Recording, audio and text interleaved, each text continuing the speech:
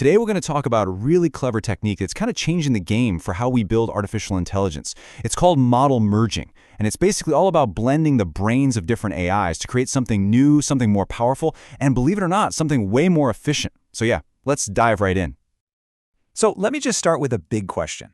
What if you could create a brand new, powerful AI model without the insane cost and time it takes to train one from the ground up? I know it sounds a little bit like a cheat code for AI development, right? But that's pretty much the central promise of what we're breaking down today. So here's our game plan. We'll kick things off with the huge problem that makes model merging so important in the first place. Then we'll get into what it actually is, peek under the hood at how it works, explore some of its incredible uses, and finally we'll look at what's on the horizon for this whole field. Okay, first up, let's really set the stage with what I'm calling the AI model dilemma. The big issue here is just the absolutely massive cost of creating anything new. You know, training a large model from scratch is one of the single biggest hurdles in AI right now. It's kind of like being forced to build a brand new skyscraper from the foundation up every single time you need a new building. It just takes a staggering amount of resources, which means only a few players can really afford to innovate. And to put a real number on that, training a model like Llama 2 70B takes an estimated 1.7 million GPU hours. That's almost 200 years of computing time if you were just using a single machine. It's just a wild number. This huge barrier to entry is the exact problem model merging is trying to solve. Which, of course, brings us to the solution. A much smarter, way more efficient, and honestly, a more accessible way to build new AI.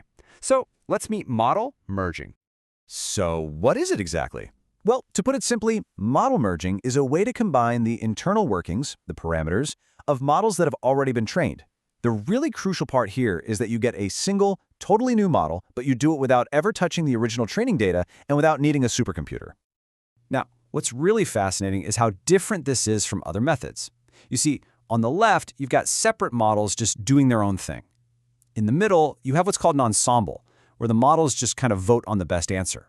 But model merging, on the right, that's different. It actually fuses the models together to create one single, unified intelligence. It's a whole new thing. Here's a great way to think about it.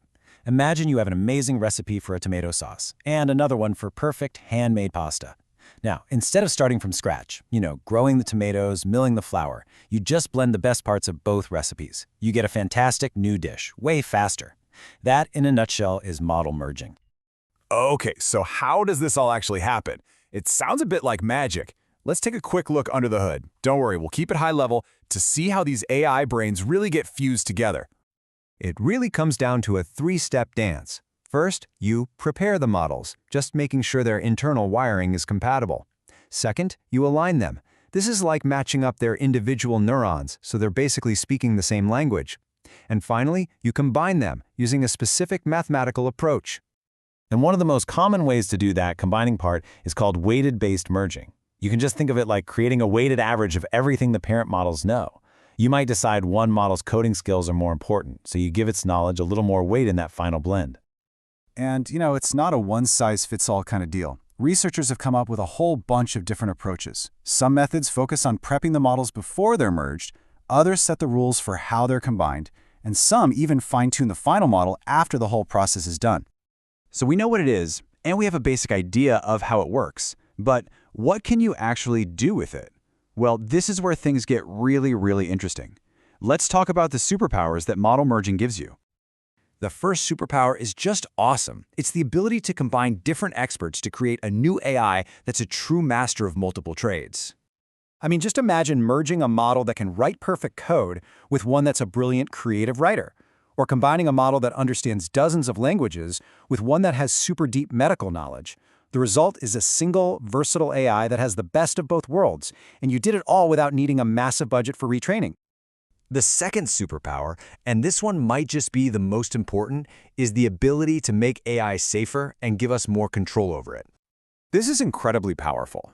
You can use merging for what's called detoxification, basically subtracting a model's tendency to say harmful things. Even cooler, it can be used for knowledge unlearning. This lets you surgically remove specific bits of information, like copyrighted material or someone's private data, without breaking the rest of the model. That's a huge deal. And the third superpower brings us right back to where we started. It's all about boosting efficiency in a really big way. See, merging isn't just for combining totally different models. You can actually speed up the training process by merging different saved versions of a single model as it learns. Artists can use it to blend visual styles. And you can create one AI that does multiple jobs by merging together task-specific models. It just saves so much time and so many resources. So, where is all of this headed? Let's wrap things up by looking at the future of AI blending and some of the challenges that are still out there. Now, as amazing as this all sounds, model merging isn't a silver bullet, at least not yet.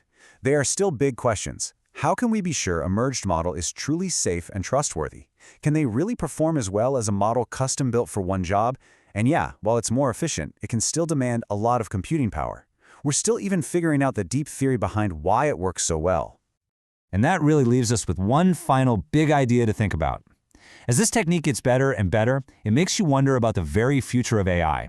Will the next generation of incredible AI be built from scratch, the hard way, or will it be cleverly blended from the best of what we already have?